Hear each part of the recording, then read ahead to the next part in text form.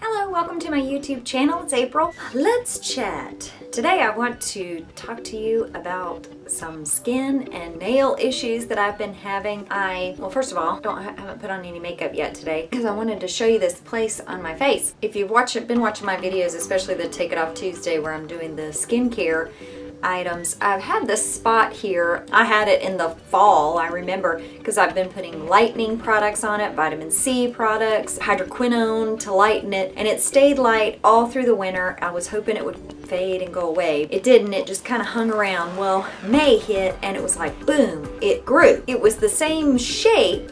It was in a regular shape, but it grew out, whereas before it looked like a freckle, but big, and it got texture on it. So I was pretty worried about it. And I've always used sunscreen. I've been using SPF 50. So even though I was putting the sunscreen on it, putting the lightening products on it, putting the vitamin C products on it, it still was not helping. So that was bothering me. So I made an appointment with the dermatologist and I went in to have it looked at. She took one look at it and she said, oh yeah, no, that needs to be frozen off. So as you can see, I had it frozen, so now it's a little spot. And she said that it should fall off after 2 weeks, which doesn't that sound awful? Fall off? Like something fall off your face? That sounds horrible to me, but I would rather have it gone than have it there. It was bothering me anyway, just knowing that it was there. It just bothered me. My grandmother had a skin cancer spot on her head. Of course, she waited and waited and didn't go because it didn't really look like much of anything. It was kind of a spot here on her forehead. She was light skinned like me.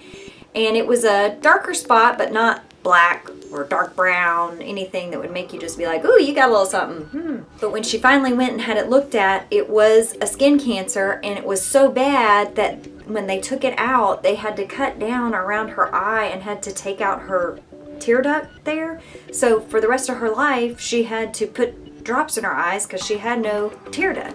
So I'm sort of a freak about using sunscreen, and then also if I get any kind of something like that, I go and have it checked. I mean, I go to the dermatologist once a year anyway, but when I get something that doesn't look right, I want to get it taken care of. So I did. So hopefully that will be gone soon. I did just have it frozen yesterday, so it's still a little yucky, but really just looks like a scab, so not too bad. But yeah, definitely want that gone. My next thing was, while I was there, I mentioned to her that my back had been itchy. And I was wearing a t-shirt with like a neck, you know, like a regular t-shirt neck. And I said, would you mind just looking at my shoulders there, because they've been itchy, which is a little weird. She looked at it for just a second and then she was like, I'm gonna pull up the back of your shirt. So she pulled up the back of my shirt above my bra strap there and she was like, oh yeah, you've got a rash. Full-on rash going on back here. We were talking about products that I was using, and I've been using the Bath & Body Works shower gels. I had given my friends each a shower gel, and one friend gave me her shower gel back because she used it a couple of times, broke out in a rash on her lower back. Whenever the dermatologist said, oh no, you've got a rash on your back, I was like, oh man, it's that dang shower gel, I bet you. They told me to pick up either an Aveeno or Dove unscented. So I got this for sensitive skin. I took my shower this morning, washed with this. I'm not having any itching. So I feel like that darn Bath & Body Works shower gel is what was making me itch and would really be bad at night. So I have some cream for that. The dermatologist had prescribed me for when it's really itchy, and she said they could give me a steroid shot if it was real bad. But I think even just from today using the new body wash, I'm not having any issue right now. So I'm feeling so much better about that, because my back, it felt rough and I was trying to exfoliate it because it felt just rough and weird. Anyway, but it was that shower gel. If y'all been watching my haul videos, y'all know that I was always shopping at Bath & Body Works and buying their shower gel. So now onto this, at least, very least for a while. And then y'all, I'm gonna show you this, and I'm sorry that it's gross, but I feel like it's helpful to people. If you have it, then you can get it treated. My toenails had been looking funny and had this weird coloring on them, and they just look like they're scuffed up. And I thought, well, maybe it's just the shoes that I'm wearing. I don't know. I just didn't know what it was because I keep my feet clean. I keep my toenails, you know, trimmed and polished and everything. And I thought, well, you know, since I'm going to the dermatologist, I'm gonna go ahead and get this looked at. I mean, just in case, because I went online, I was reading about toe funguses and things. I had had my toes done at a place in the mall. Yeah, you guessed it. Got a fungus and some kind of yeast. I've never heard of that, yeast on your toenails.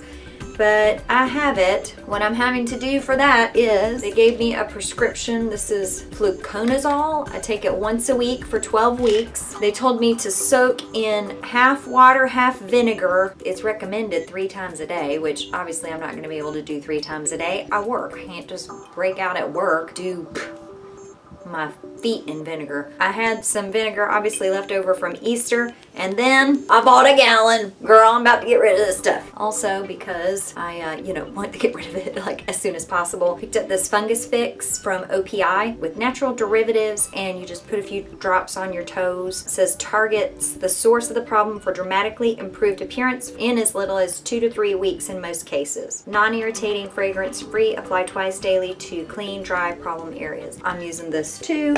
So I'm hoping to get rid of this junk. I wanted to show you my toenails before I cut them so you can really see what it looked like. I want to mention that the yellowing of the toenails is not due to the fungus. I actually had this Almay polish on them. I took the polish I had off on Sunday and then painted with this, and then the morning that I got up to go to the dermatologist, I removed this and they were yellow.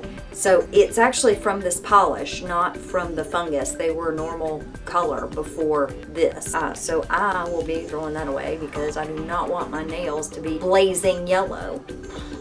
The dermatologist told me to cut my toenails, keep them as short as I can. She said probably it'll take like 6 months to get rid of it because you just have to wait for all that to grow out. And this was something that was a good point that I didn't know. She said that, you know, the one thing that you don't want to do, you don't want to clean under the toenails when you have the fungus, because you're not actually cleaning, you're actually pushing the fungus farther down your nail bed. So I was like, oh God, I've been cleaning my toes and just jamming that stuff in there. Eee! So yeah, having some little issues. This, I feel like, is going to be cleared up quick. This, you know, she said if it wasn't gone in 2 weeks, then come back and see her, but I feel like it will be. But the toenail thing is going to be around for a while, and I just have to be diligent and take care of it. But, ugh, they just look so gross. I mean, yes, you definitely want to take care of that. My goodness. Ugh.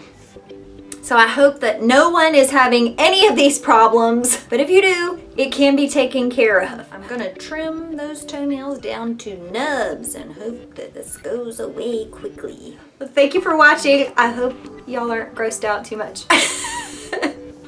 Bye.